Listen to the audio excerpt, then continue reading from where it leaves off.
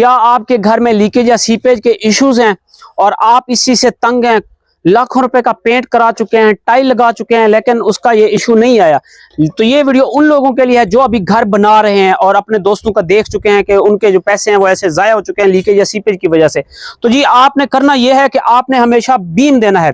Plinth beam में आपके घर की मजबूती देगा। जो बैंड देते हैं 2 इंच का, उससे आप जान छुड़ाएं, और जो पॉलीथीन शीट देते हैं उससे भी जान छुड़ाएं। 9 इंच बाय 9 इंच का बीम दें, उसके ऊपर बिचुमन कोटिंग करें, हॉट बिचुमन की कोटिंग करें, 2 कोट करें ब्रश के साथ। तो इंशाल्लाह आपके जो ये लीकेज या सीपेज के इश्यूज हैं ये आप इससे आप जान छुड़ा लेंगे। जो आप करोड़ रुपए अपने घर पे लगाते हैं और सीपेज या लीकेज जो है आप उनको सबको तबाह कर देती है, ये आप इंशाल्लाह नेक्स्ट नहीं फेस करेंगे। बाकी मजीद इंफॉर्मेशन के लिए आप ये हमारा चैनल सब्सक्राइब कर सकते हैं।